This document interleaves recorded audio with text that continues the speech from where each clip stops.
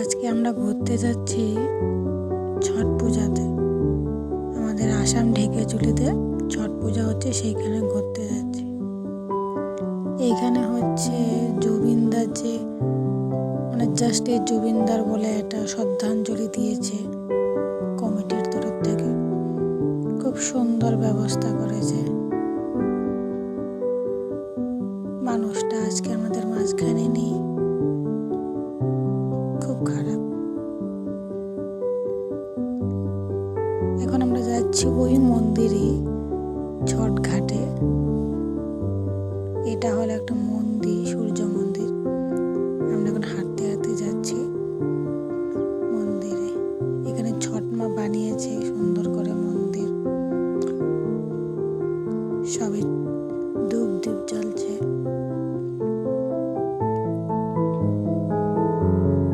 খুব সুন্দর সাজিয়েছে।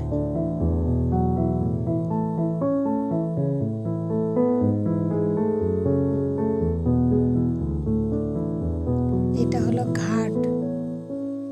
আমরা তো আজকে দেরি করে গেছি, তার জন্য পূজাগুলি দেখতে পারিনি, রাত্র হয়ে গেছে।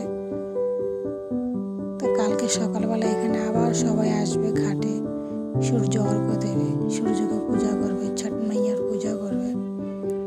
সবাই কি সুন্দর করে প্রদীপ জ্বালিয়ে গেছে।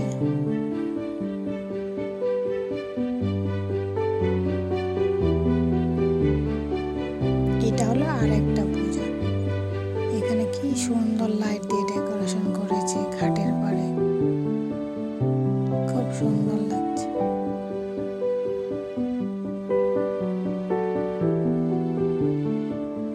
তোমরা দেখতে থাকো, ভিডিওটা দেখবে, কত সুন্দর লাগছে পূজাটা। আশা করি ভালো লাগবে সবার।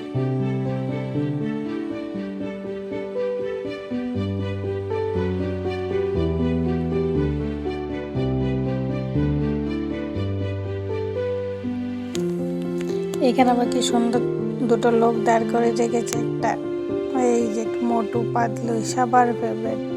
ওই যে আমার ছেলে দাঁড়িয়ে আছে, দেখ, মোটু পাতলুর সঙ্গে। বাচ্চাদের তো আর এইখানটা দেখুন কি সুন্দর করে সাজিয়েছে, একদম লাইট দিয়ে। জলের মাঝখানে একটা ছোট্ট ব্রিজ আছে, অল্প পরে যাবো ওই ব্রিজের মাঝখান দিয়ে। খুব সুন্দর। রাত্রেবেলাতেও ভালো লাগে লাইট সাইটগুলি। এখানে আমার কি সুন্দর কীর্তন হচ্ছে, হরে কৃষ্ণ কীর্তন।